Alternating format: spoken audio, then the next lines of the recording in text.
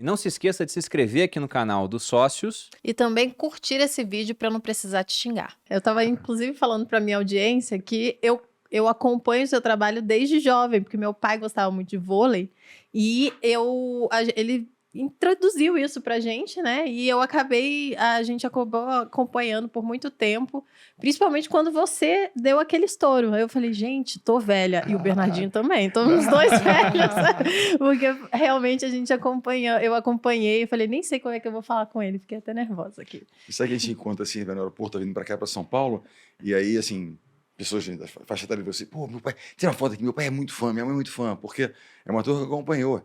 Depois as pessoas vão chegando na melhor idade, digamos assim, ficam mais em casa, seguem ainda mais, entendeu? Então você encontra na rua às vezes.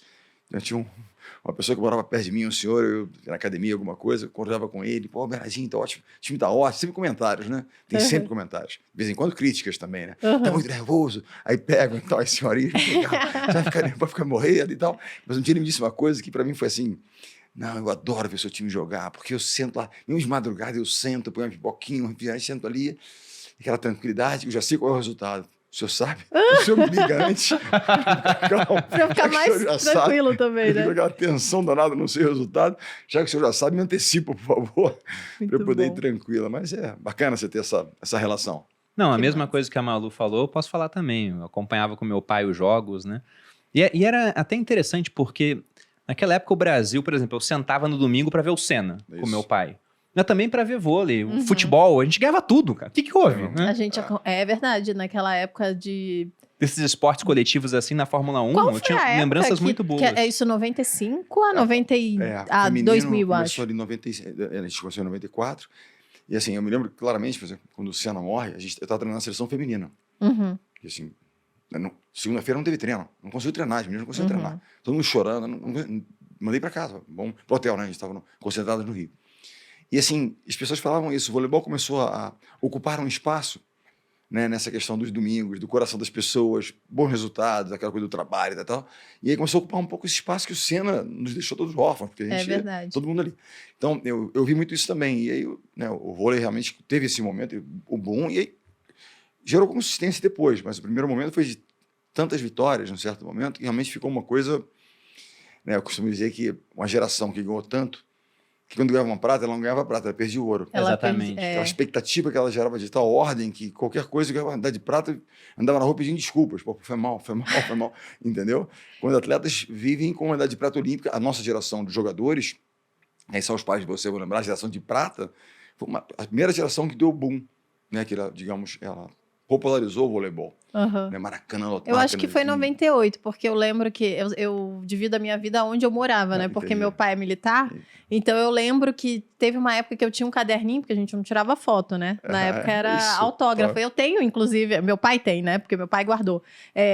O autógrafo de todas as meninas, inclusive o seu. É isso aí. E cada página era um autógrafo diferente. Você nem sabe disso, né? Não sabia disso, não. E aí a gente ia assistir o jogo, não sei o quê, e eu tinha uns 8, 9 anos nessa época. Então eu acho que foi em 98, mais ou menos. Bernardinho, até aproveitando para o pessoal que talvez não te conheça, acho que é difícil, né? Mas pode cair alguém de paraquedas aqui que estava preso durante 30 anos, sei lá. Não é isso, amor. Não sabe Às vezes coisas. O jovem de 20... Também. Porque eu tenho 33. E o jovem de 20 não pegou esse boom, eu acho. E talvez o que me não acompanhou. Impressiona um pouco, assim, eu também achava... Mas, pra não conhecer, mas porque também eu continuo no clube, agora dirijo o time do Sesc Flamengo e tal, aí... Então, a garotada também, e os pais, aquela coisa, e jogam, praticam e tal. Assim, talvez, às vezes vem um pequenininho, o pai vem, vamos tirar uma foto desse campeão, você adora ele. O menino sabe que 5, 6, 8 anos, não tem a menor ideia. É a mãe e o pai que querem, entendeu? Mas, assim, isso é uma coisa que tem até, como as gerações seguem. Poxa, o Bernardinho já não estou na seleção desde 2016. Saí em 2017, são 6 anos. Então, você vai, né? Mas aí tem...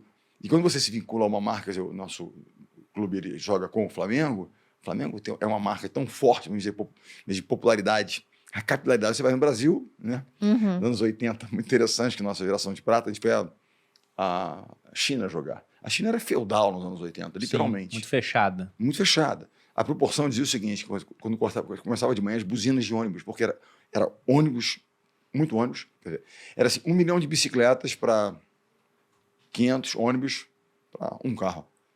E o carro era um Passat, aquele Passat antigo assim, eu nunca esqueço disso. Um dia nós estávamos no interior da China jogando. Eu tinha um grande amigo, jogava conosco.